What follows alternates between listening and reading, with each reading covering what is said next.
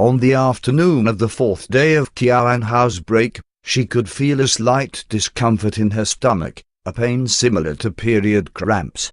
Ever since young, she had always experienced period cramps. It was also not regular and would skip a few months, but the doctors had assured her that everything was fine. She had taken Chinese medicine to correct the problem, and for half a year, everything had become normal.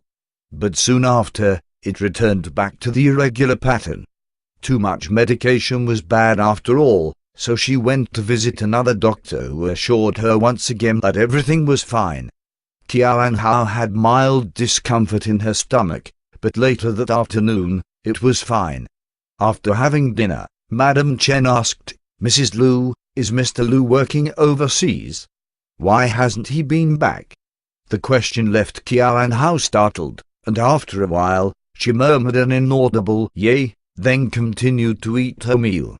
After dinner, Madame Chen specifically heated up a bottle of Swallow's Nest that Enrushu had given her. Qian Hao finished eating it and curled up on the sofa to watch television. Just then, she could feel discomfort in her stomach. She took a blanket to cover herself, afraid that she would get a cold. Gradually, she fell asleep. These few days, Lu Jinian had been back to Mingshi Garden, but he didn't leave his car. He had a dinner meeting earlier today, but when it ended, it was still early. The host had invited everyone to another location for some games, but Lu Jinian refused, feeling uneasy the entire time. After his assistant drove the car up from the underground car park, he came out to open the door, but Lu Jinian didn't enter. He stood for a while longer, then said, "Pass me the keys, you can leave first." He waited for his assistant to leave with the cab before entering the car, his heart beating rapidly. He tried to calm himself, but he couldn't stop a rush of anxiety from drowning him.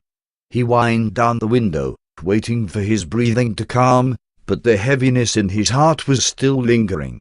He started the car and slammed into the accelerator.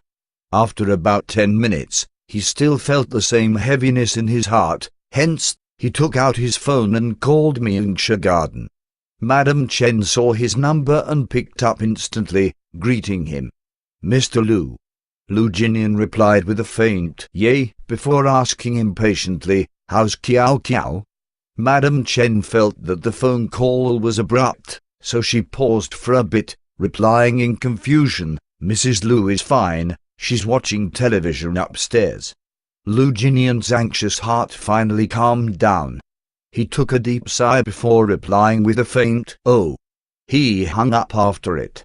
Lu Jinian had wanted to work overtime, but when he reached the crossroad, he seemed to feel uneasy, even though Madame Chen had assured him that Qian Hao was fine.